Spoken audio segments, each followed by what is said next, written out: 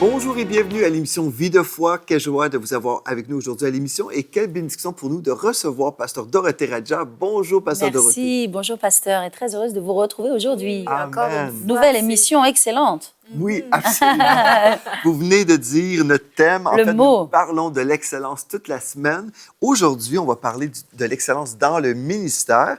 Et puis, hier, on a parlé de l'excellence dans l'Église locale. Pasteur Dorothée, vous avez été une bénédiction hier encore une fois. Et aujourd'hui, je prophétise que vous serez encore une bénédiction pour nous. Pasteur Dorothée, c'est une femme absolument excellente, qui a un ministère excellent et qui représente notre Dieu qui est excellent. Amen, amen, Donc, amen. on a besoin de plus, davantage des gens comme vous, vraiment, qui savent faire les choses avec excellence et qui font office d'ambassadeur pour le royaume de Dieu avec excellence. On y travaille tous, hein, les uns les autres. Et c'est vrai qu'on a besoin d'élever haut la bannière de Jésus-Christ, particulièrement dans la francophonie, c'est-à-dire la France et tous les pays francophones. On a besoin d'élever haut Jésus parce que c'est ce que la Bible nous dit. Hein, lorsqu'on élève, Jésus nous a dit « Élevez-moi hein, et tous les hommes de la terre seront attirés ». Et donc, finalement, si on veut vraiment atteindre les gens, il faut qu'on élève Jésus et qu'on l'élève dans l'excellence. Amen. Dans l'excellence. Et on veut le faire, c'est ça, avec le meilleur de ce qu'on peut offrir. Et vraiment, je crois, lorsque nous faisons ça, nous honorons le Seigneur. Le Seigneur le sait. Lorsque nous sommes vraiment généreux, en fait, aussi, nous sommes là, on offre le meilleur à Dieu. Et puis Dieu réalise aussi quand on fait des semences pour son royaume. Ça va porter du fruit. En tout cas, comme vous le dites, quand on veut donner le meilleur à Dieu, eh ben, ça va payer. Il va y avoir du fruit, il va y avoir une récompense dans cela. Et je pense que, en fait, ça nous touche tous, hein, ce mot de l'excellence, et personne ne peut dire « je suis arrivé ». Ça nous parle parce qu'il y a des domaines dans lesquels on a travaillé l'excellence, etc. Mais il y en a d'autres, on ne s'en rend même pas compte, en fait. Et on a besoin que le Saint-Esprit nous éclaire et nous montre, voilà, il y a des domaines dans lesquels on manque d'excellence, on manque de discipline, on manque d'ordre peut-être, et dans tous les domaines de notre vie, ou bien dans notre caractère, dans notre cœur. Et voilà, et tout cela, on a besoin d'y travailler, donc on est tous concernés. Amen, c'est vrai. Et les personnes qui avancent dans la vie, dans l'excellence, bien, ce sont les personnes qui sont prêtes à se remettre en question, à s'humilier et dire « Seigneur, change-moi, je veux changer, aide-moi ». Et si nous sommes là, non, tout est parfait. Et dès qu'on essaie d'amener une correction, on est là, non, tout va bien. Bien, on ne peut pas avancer. Absolument. Mais si on est là, on est prêt à s'humilier et on réalise, par exemple, non, c'est vraiment terrible, je fais telle chose et c'est médiocre. Bien, vaut mieux le réaliser et changer. Absolument. Je suis allé prêcher en France et puis, j'avais en fait partagé un petit peu dans la voiture avec le pasteur qui m'invitait.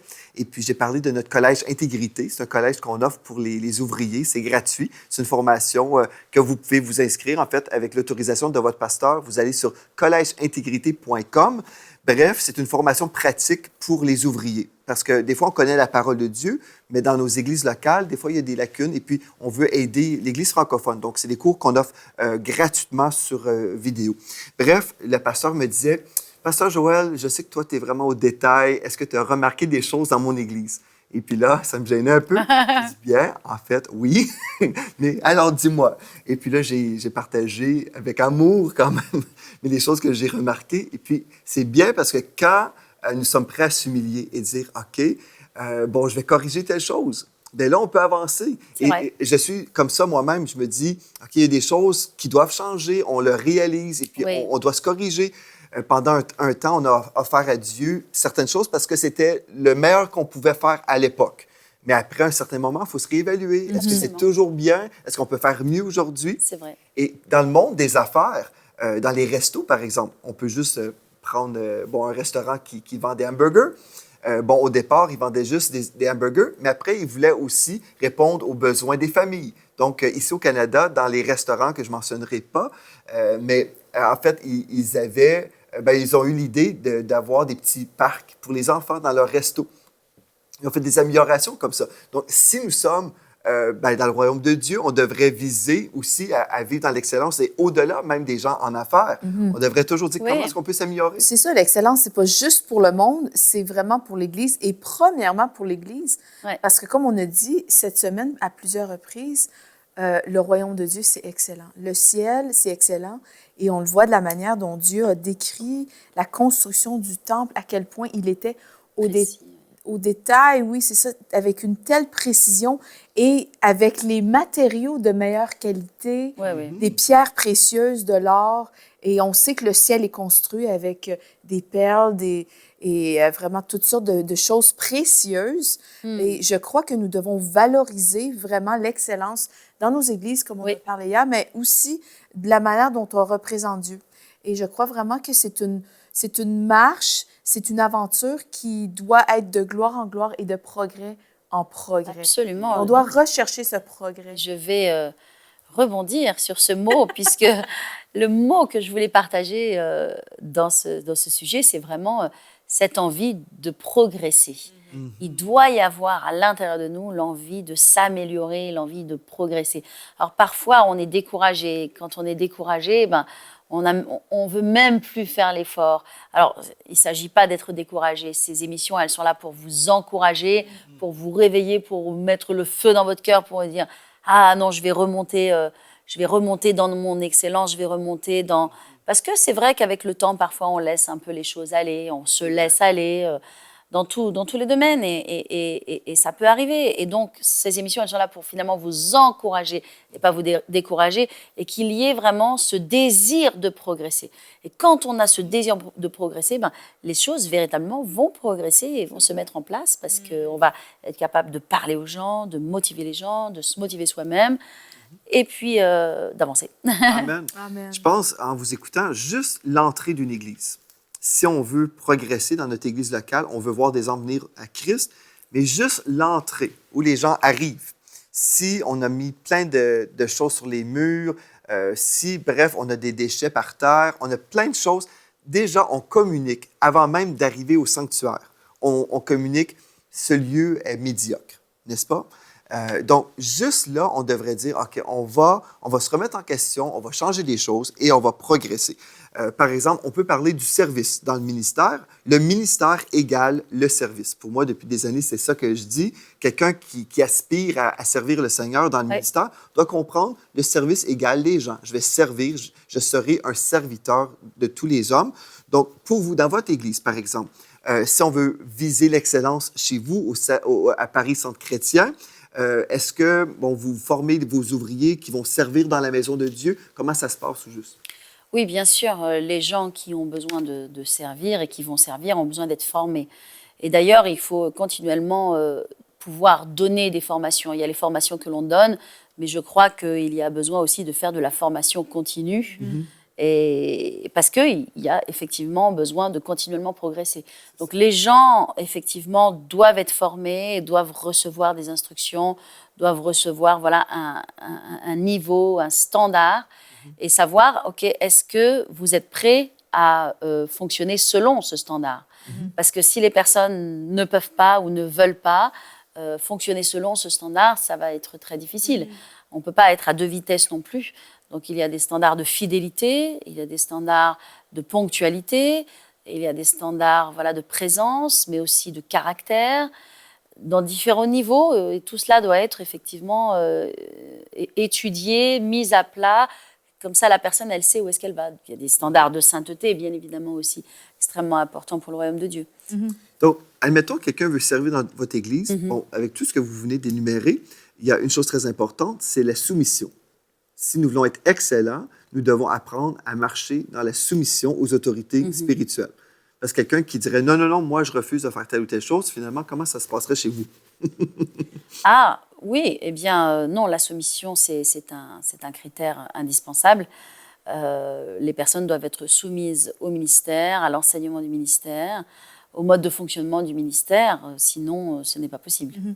Il y a certaines personnes, souvent dans l'Église, qui vont se disqualifier de par eux-mêmes, ils vont se disqualifier du service parce qu'ils ont un mauvais caractère ou vraiment ils se disqualifient par l'absence d'un caractère excellent.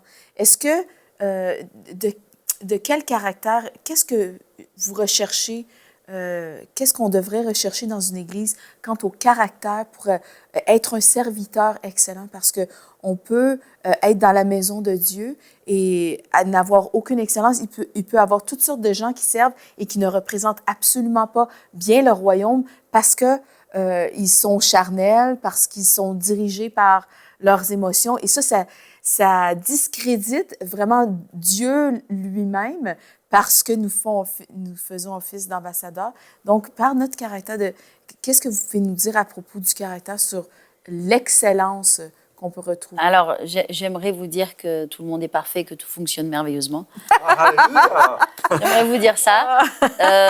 C'est pas toujours le cas parce que effectivement, il y a l'humain. Et en même temps, si on veut s'attendre à ce que les gens soient que parfaits et que excellents, on risque de se retrouver tout seul dans le sens où, évidemment, les gens sont des œuvres en progression. Oui. Les gens sont en progression.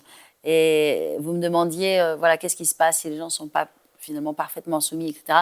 Je pense que voilà, l'idéal, c'est de prendre du temps pour s'asseoir avec les personnes et leur donner une chance, et même parfois plusieurs chances, de progresser, d'avancer, de travailler sur les choses qui ne vont pas dans leur vie. Et évidemment, on a des responsables en place et c'est leur rôle de former les personnes. Une formation ne se fait pas en un jour. Et bien souvent, on permet à des gens de fonctionner qui sont encore en formation et qui ne sont pas parfaits. Et donc, parce qu'il n'y a personne de parfait. Là. Non, hélas. et donc, la formation de proximité par les responsables de département, etc., va permettre de terminer le travail, de l'améliorer et autres. On a besoin, évidemment, de caractère. Moi, il y a une chose véritablement sur laquelle j'ai été sensibilisée très tôt dans le ministère, c'était la formation du caractère. Comment Dieu veut nous former un caractère. J'ai le sentiment que quand j'ai grandi dans le Seigneur, j'étais enfant, etc., j'étais dans des églises, etc., et je suis arrivée un petit peu brute, en fait. On est un peu brute de pomme, on n'a pas été formé, on n'a pas été façonné. C'est là qu'on a le potier et l'argile, et on doit accepter d'être mis sur le tour et que Dieu mette ses doigts dans cette argile pour le façonner. Et nos caractères doivent être façonnés et on doit apprendre l'excellence. Et parfois, c'est douloureux.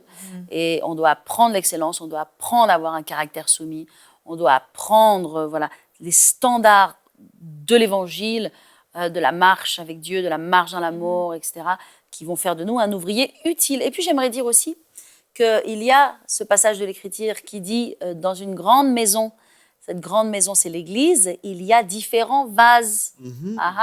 Oui. Il y a différents vases. Il y a des vases d'honneur, et il y a des vases pour un usage vil, pas un usage vain.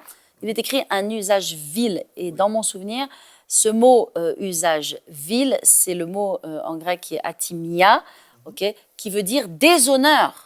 Mauvais témoignage. Oui. Vous voyez? Donc, il y a différents vases, mais il y a des vases d'usage d'honneur, en fait, qui vont honorer la maison et qui vont être au service du maître. Et puis, hélas, il y a des vases d'usage vil, c'est-à-dire des vases qui ne vont pas être façonnés par Dieu et qui vont être un déshonneur dans la maison. Aïe, aïe, aïe, aïe, aïe. Donc, voilà, c'est terrible, hein, mais ça existe. Mais une bonne chose, la maison de Dieu, l'Église, est là pour justement former les brebis, former les gens vraiment pour grandir spirituellement. Absolument. Et vraiment que leur caractère soit transformé à l'image de celui de Christ. Donc, c'est le rôle aussi de l'Église d'aider les gens dans leur croissance spirituelle pour justement devenir des gens avec un caractère excellent qui représentent vraiment Dieu. Nous avons le Saint-Esprit en nous et puis le Saint-Esprit nous donne le fruit de l'Esprit, mais on doit coopérer avec le Saint-Esprit pour être transformé. C'est ça. Donc ça, c'est merveilleux. Donc dans votre Église, vous avez déjà établi, il y a des critères, il y a de l'ordre spirituel pour exercer un ministère. Nous devons avoir un cœur de serviteur. Et pour être excellent, une chose très importante, on revient, c'est d'être dans la soumission aux autorités, parce que Dieu peut vouloir nous changer. Hein? Nous sommes là, le potier travaille dans nos vies, mais si nous sommes insoumis, on refuse au potier, on dit non, tu ne me toucheras pas. Bien finalement, Dieu nous donne aussi le libre arbitre. On peut choisir d'être rebelle si on veut. Et parfois, les gens vont se rebeller aussi contre les autorités établies dans une église locale. Oui. Admettons, dans notre église, j'ai relâché telle personne pour faire tel ministère et puis cette personne est en fonction dans une autorité précise et puis les gens sous cette autorité refusent de se soumettre à cette personne parce qu'ils me préfèrent, par exemple. Et en fait, ils sont en train de rejeter mon autorité en rejetant les personnes que j'ai établies. Oui. Donc, ça, c'est tellement important. Si on peut être excellent et si nos églises peuvent être excellentes, nous devons comprendre aussi l'autorité déléguée, n'est-ce pas? Absolument. Et vraiment travailler dans l'honneur, le respect des autorités. Et puis, finalement, si on a vraiment un problème avec l'autorité qui est au-dessus de nous, là, à ce moment-là, il faut parler peut-être à une autre autorité, mais pas aux brebis. Je ne sais pas si dans votre Église, vous avez aussi enseigné à ce niveau-là sur le caractère, l'importance de marcher dans la soumission, de ne pas aller parler aux brebis à droite et à gauche, parce que là, c'est de la calomnie, on divise le corps de Christ. Mais pour avoir une Église excellente, un ministère excellent, on doit marcher dans l'unité. Oui, oui, tout à fait. C'est indispensable pour toute Église, pas que la nôtre, toutes les Églises ont besoin d'enseigner sur la soumission. Moi, je dis souvent que la soumission n'est pas un gros mot. Ce n'est pas une insulte, ce n'est pas un gros mot, c'est une bénédiction. Je n'aurais jamais rien eu et reçu dans ma vie si je n'avais pas été soumise au ministère. J'ai été soumise au leadership de mon mari pendant toutes ces années.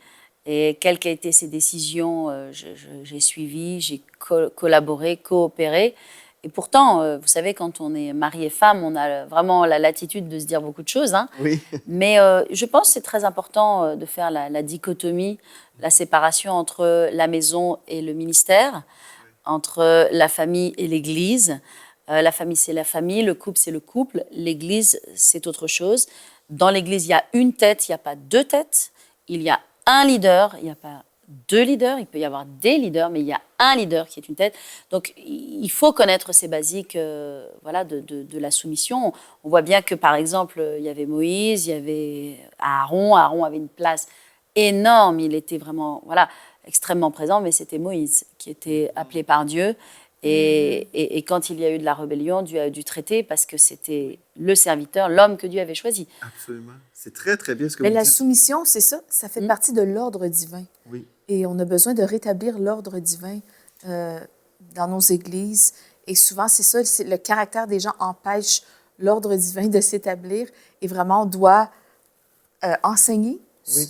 En fait, je vais ouvrir une parenthèse parce que vous avez mentionné une chose très importante, Pasteur Dorothée, en parlant de Moïse, en parlant en fait du leadership, qu'on doit se soumettre à une autorité. Si on veut être excellent, on doit comprendre comment fonctionne le royaume de Dieu. Le royaume de Dieu ne fonctionne pas comme notre société démocratique.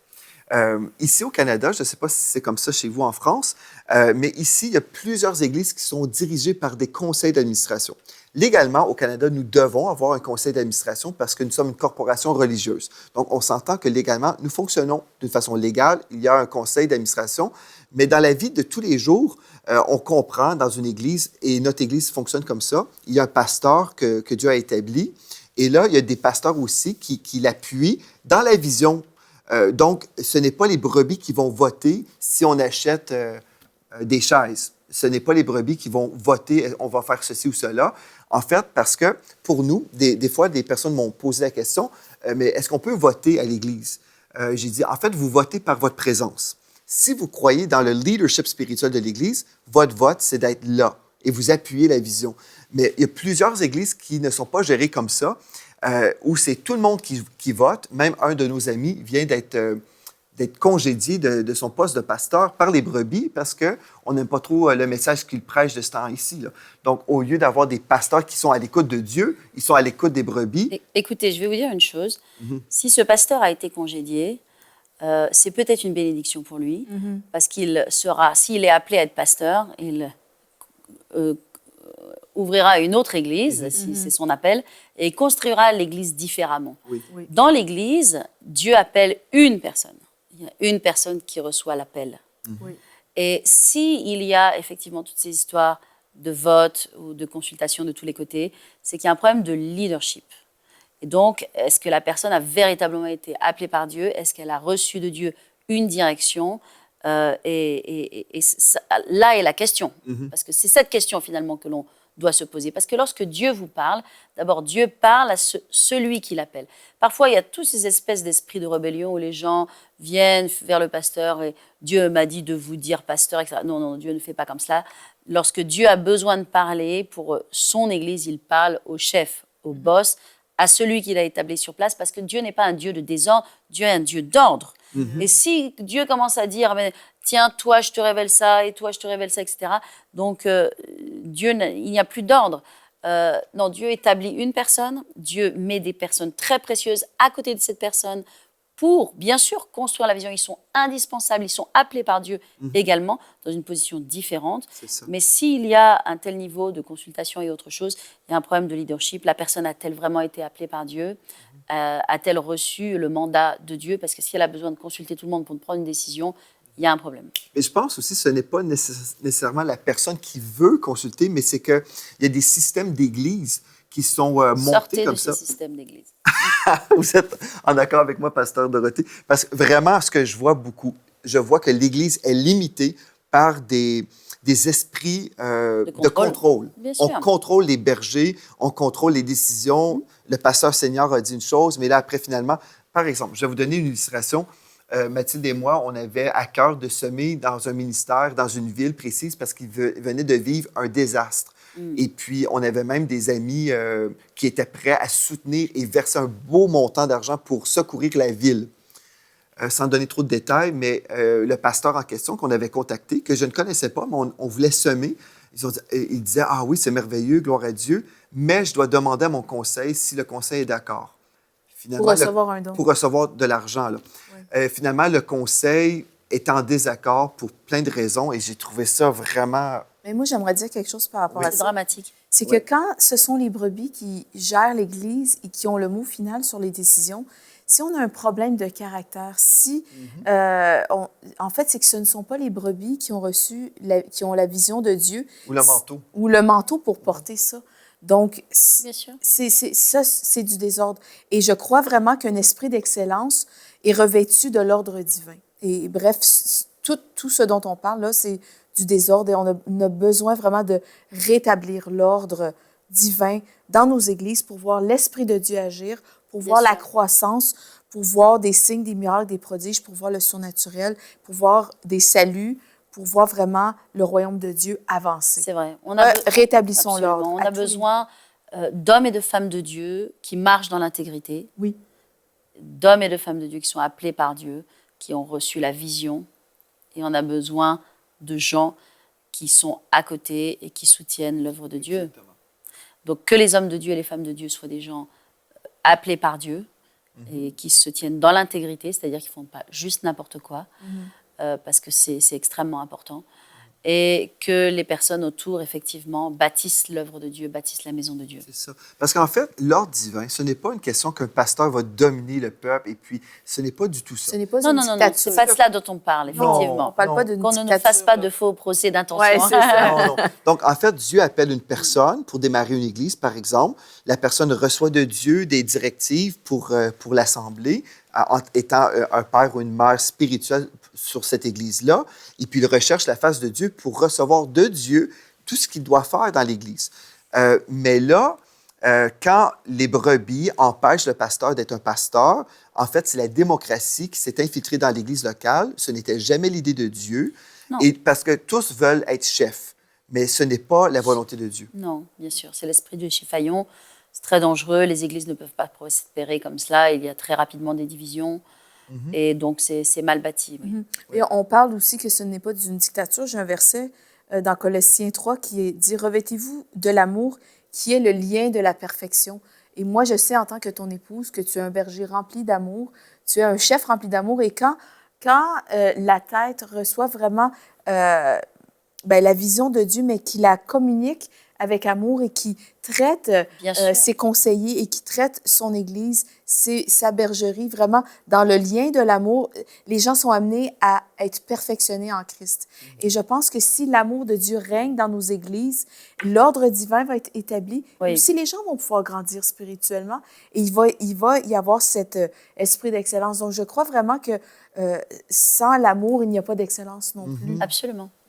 Une chose très importante aussi, je pense, si, admettons, là, vous faites vraiment confiance à votre berger, est-ce que vous avez besoin de voter pour lui dire quoi faire? Si on ne croit même pas dans notre berger spirituel et on a besoin de lui dire quoi faire, je trouve qu'il y a un problème majeur. Je me dis, dans notre Église, quand j'ai eu des personnes qui m'ont posé la question, est-ce qu'on peut voter? J'ai dit, oui, vous pouvez voter par votre présence. Mais de toute façon, si vous ne croyez pas en moi, ne venez pas dans mon Église. Si vous voulez me dire quoi faire, c'est totalement erroné. Comment puis-je vous apporter la parole de Dieu si vous ne faites même pas confiance que je peux bien choisir la couleur des chaises, par exemple? Il y a eu des divisions d'Église, Pasteur Dorothée, à cause d'un tapis, à cause d'une moquette. Là. On n'a pas choisi la couleur que certaines personnes voulaient.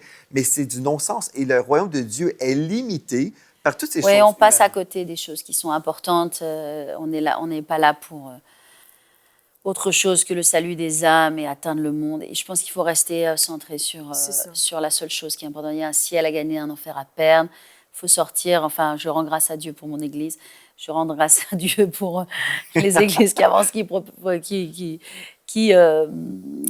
avancent, qui progressent. Je rends grâce à Dieu aussi pour mon mari qui avait un extraordinaire, puissant leadership. Je marche dans ses pas et je ne tiens pas à déroger de ses pas parce qu'il a beaucoup apporté, beaucoup appris. Et je pense qu'il y a besoin vraiment de révélation dans le corps de Christ et de sortir parfois de traditions qui limitent l'Esprit de Dieu. Allons gagner les âmes, bâtissons le royaume de Dieu, réalisons qu'il y a un enfer à perdre, un ciel à gagner. Et puis, je pense que tout le monde va en sortir élevé. Amen. Amen. Gloire à Dieu. J'ai fait une prédication il n'y a pas si longtemps qui s'appelle « Le modèle oublié de l'Église ». Le modèle oublié de l'Église. Et puis, si vous êtes pasteur et en ce moment, vous réalisez que vous êtes en fait dans un système humain, pas divin, bien, j'aimerais vous inviter à l'écouter. Il y a eu un pasteur de notre région qui l'a écouté et qui a réalisé finalement, nous sommes totalement anti-bibliques, on doit changer les choses et puis il y a eu des changements. Donc, j'aimerais vous inviter, je crois que cette émission peut vraiment servir à changer les églises pour que vous, les pasteurs, vous puissiez entrer dans votre appel vraiment et que les brebis puissent aussi être dans leur appel. Donc, gloire à Dieu pour cette émission. Ma prière, c'est que vous soyez touchés et qu'on puisse voir des changements dans la francophonie. Parce que Dieu veut déverser de son onction sur nos églises. C'est l'heure de la récolte d'âmes. On a besoin de voir des âmes venir à Christ. On a besoin de changer les choses et faire du grand ménage dans nos églises. Et nous verrons vraiment le royaume de Dieu et l'excellence du royaume se manifester parmi nous. Gloire à Dieu. Merci beaucoup, Pasteur Dorothée, d'être venu encore à l'émission de Vie de foi. On va poursuivre demain en parlant de l'excellence dans nos pensées et comment nous pouvons être renouvelés parce que tout ce qu'on parle aujourd'hui, en fait, toute la semaine, on a parlé des choses qui influencent nos pensées, notre façon de raisonner. Et puis, on dit gloire à Dieu pour tout ça parce qu'il y a des changements qui s'effectuent en ce moment. Amen. Merci aussi à mon épouse, Mathilde. Et merci à vous d'avoir été là. Contactez-nous en écrivant videfoi@enseigne-moi.com et d'ici à la prochaine fois, soyez richement bénis.